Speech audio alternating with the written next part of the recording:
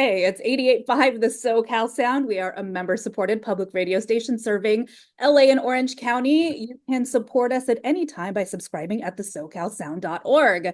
My name is Hillary. Very excited to be here today with Alan Stone. How are you? Hello, doing good, Hillary. I'm doing Good. swell. How are you today? I'm trying to stay cool, but doing well. It's hot here. We were just talking about that.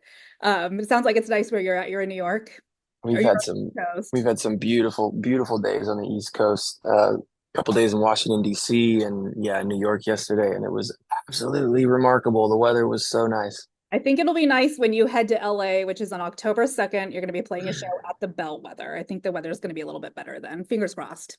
We're praying that it cools down just a little bit. If it's you were saying it was 120 coming through the valley the other day, Yeah. which is Yeah. psycho, dude. Brutal. Yeah. That's brutal. Yeah. Yeah. So you've clearly been to LA before. We were talking about that. What do you like about coming out here to play? I love coming to LA to play because there's just such a enormous saturation of really talented people in one city. Yeah. It's it's a little bit more of a logistical, chaotic city to, cruise through and bring like a tour bus and 12 people. Not as gnarly as, say New York. Yeah. But getting to play songs and music and even just express art and have people show up and pay attention to it in a city as remarkable as Los Angeles with all the history and all the incredible artistic feats that have come out of that, very relatively small space Yeah. is always honoring for sure. Well, it must feel good too to have a room full of people when you know there's so much anyone can pick to do on any night in a place like Los Yo, Angeles, like you're saying, where there's so much going on and so much talent. And then people are coming out to see you, which has to be a good feeling. it's a super good feeling. It can be intimidating though too. It was funny. I was talking to my wife earlier today. She's like, "How'd the show go last night, babe?" New York City. I'm like, "It was so awesome. The audience was so kind." But there is just this little tinge of must be the knowledge of knowing how many incredible options for being entertained exist on any given night in cities as massive as LA or New York City. Nashville, I kind of feel the same way. You get up on stage and there's a little bit of like, okay, I got to get out of my head and into my body because if I get up there too much, I'm will absolutely get lost in the oh, I don't belong here. Oh my That God. imposter syndrome, but you're clearly not an imposter because you're, at these venues in these cities and people are showing up to see you. Oh, you're sweet. You're Yeah. sweet. Thank you, So you've Hillary. been doing this for a long time. I read online that you started singing when you were 3. How Pretty has, young. yeah. So how has your creative process shifted over the years? And I don't mean since you were 3 years old, but maybe since when you first started touring, when you were younger, maybe in your 20s or teens, to the creative process now. Well, so in my teens, before you start making a living off doing music, you simply approach it you only approach it from a space of joy and wonder and fun, right? And then if you're lucky enough, like I've been, to pay your bills with art, then it over time it changes a little bit to where you sort of it's show business. You have to look at it to a degree as well, this is the vestige for me, paying my rent on time. And so I've got to approach it. It's changed in that way a little bit. I'm still in love with writing songs and being creative, getting creative. Um, but there's also the side of things where, say like a tour, which I'm on right now, that's a very much an attrition. You're like, you show up we got 50 shows on this tour. You show up each night and you're like, all right, I gotta be ready to sing my tail off and hopefully usher in an audience of people into a joyful, meaningful experience. But the evolution's super fun. The challenge is really wonderful Yeah. to have the opportunity to.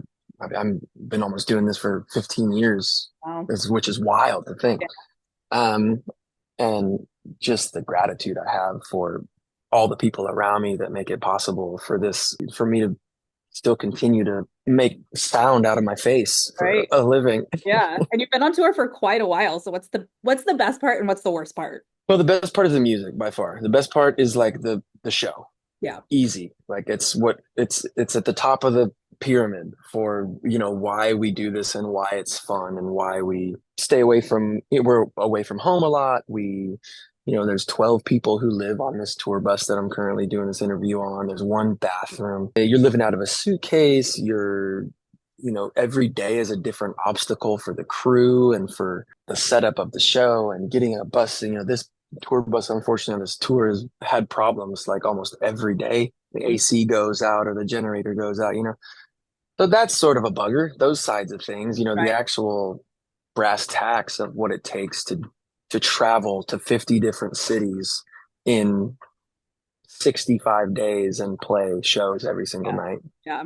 But the thrill is here you go. This is some proper real life. There's Blake, my Hello. keyboard player, my photographer. Hi. We're all on the bus together.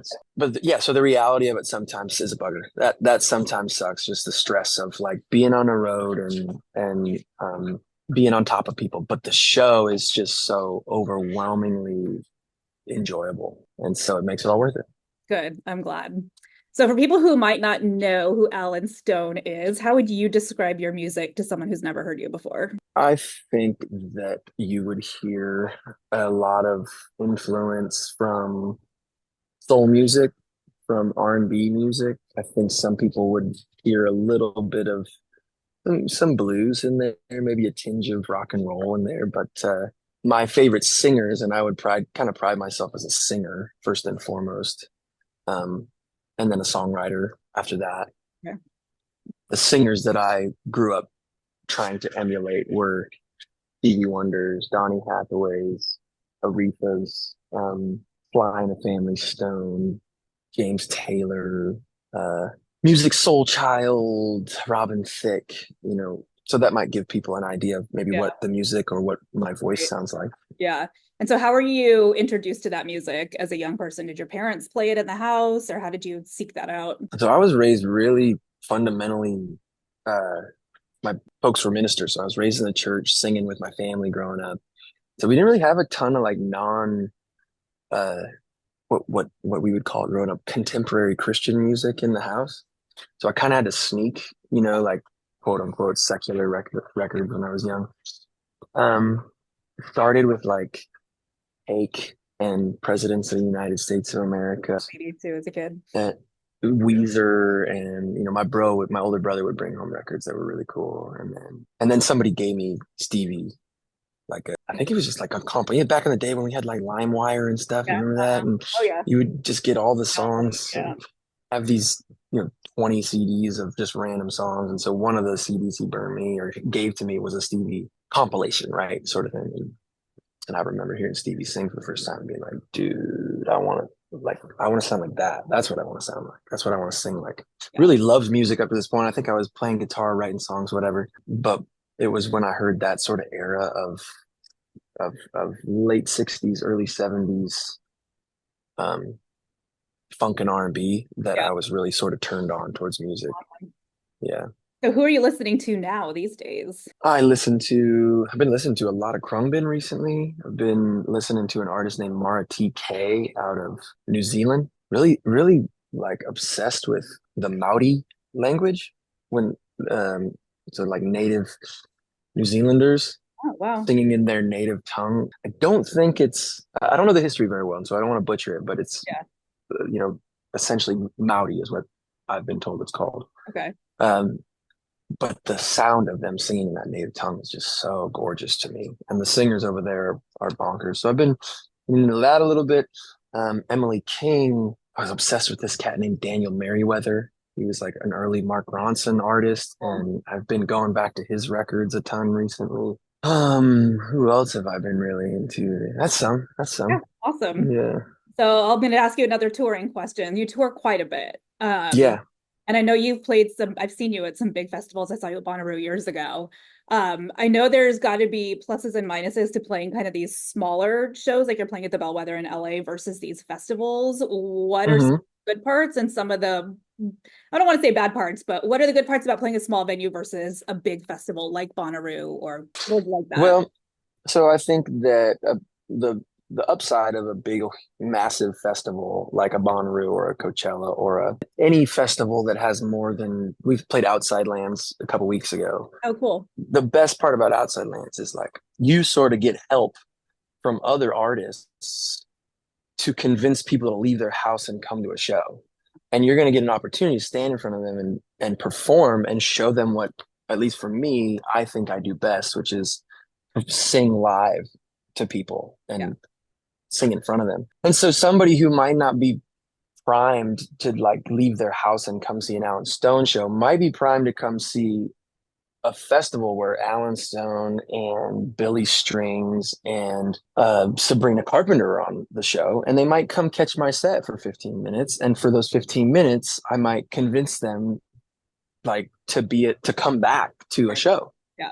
That's really how I make my living. You know, we make there's some living to be made in streaming a little bit here and there, publishing a little bit here and there, but feed my kids from Right. selling tickets.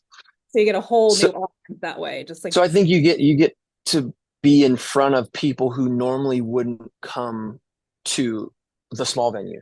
You right. know, they want to go and have a big experience at a festival. So that's like always a thrill to get that opportunity, especially, I don't have any gigantic hit songs. I'm not on billboards. I'm a very niche, small act. And so getting the opportunity to share a bill with like somebody who's on, a SpaceX rocket like Noah Kahn or, Right. Yeah. Yeah. Zach Bryan, those guys are convincing so many people and potentially people who have never been to a concert in their life. They love the music so much, they're going to leave their house, come to a space that I couldn't convince them to come to. And I'm going to get to potentially play in front of those people. So it's really, it's a absolute joy to get to do those. But the small spaces, you know, small spaces, you're not going to sell a ticket to a show you're headlining unless the person is there to see you, which is there's an energy in a room. Like we just headlined the Ryman in Nashville a couple days ago, and it's a big place. There's I think 2,000 tickets, and it was full, and everybody there was to see us and to see me sing, and that is a really palpable energy that I don't think you can put in a pill and take.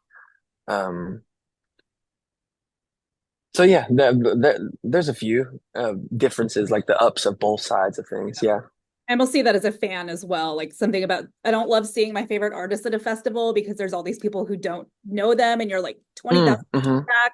But there is a feeling of like, I hope these people are also falling in love with the music that I'm in love with. But a Mm-hmm. smaller show too, and you're like, these are my people. They love this band or this artist. Like I love this band or this artist. And you're right, that energy just exists in the room. So I hope that's the energy that exists in the room on October 2nd when you play the Bellwether. I'm sure it will be.